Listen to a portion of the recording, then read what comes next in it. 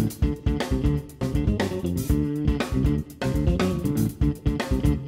qui fait en sorte qu'on se démarque? Parce qu'on parle quand même de Soprema, on est leader mondial dans ce qu'on fait. On est le numéro 1 au niveau du bitume modifié et on est de loin le numéro 1 au Canada aussi. Dans notre marché, aux États-Unis, c'est la même chose. Donc, on est reconnu de cette façon-là.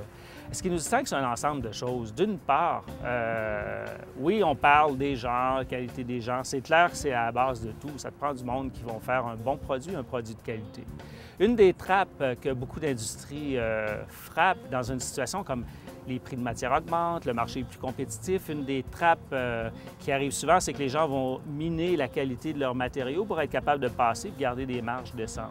En 30 ans où on produit, c'est une qualité constante de matériaux. Ça, c'est un critère de base. Les gens n'ont pas de problème, c'est une toiture sans problème. Autant où avant, on parlait d'une toiture qui va durer 10, 15 ans, on parle maintenant de toitures qui vont durer une quarantaine d'années et au-delà de ça.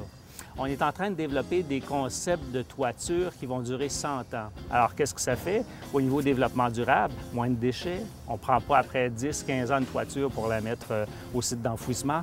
On renouvelle nos toitures. Je vous dirais, la particularité, ce qu'on a ici, c'est vraiment l'usine et les équipes les plus dynamiques du groupe. On n'a pas peur de le dire. Toutes les expansions au niveau produit, au niveau marché, c'est unique à Soprema Canada. C'est absolument unique à Soprema Canada et unique, je vous dirais, même à l'équipe de Drummondville. Tout part d'ici et ensuite se reflète ailleurs.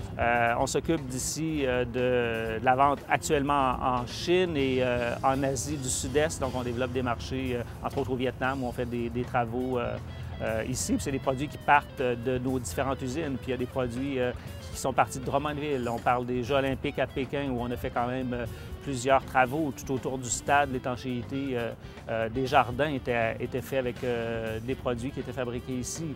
À l'Exposition internationale de Shanghai, on a déjà des projets qui sont en train de se faire.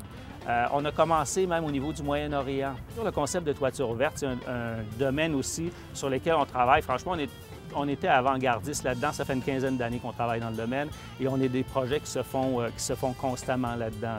Donc, c'est un peu, ça fait partie de notre vision et de notre mission. Puis on ne pourrait pas se dire nous-mêmes, oh, c'est super bon, on est arrivé à quelque chose parce qu'on n'est jamais arrivé. Il y a toujours autre chose qui va nous stimuler. Et puis le jour où on va se penser à arriver au bout, je pense qu'on ne sera plus en affaires.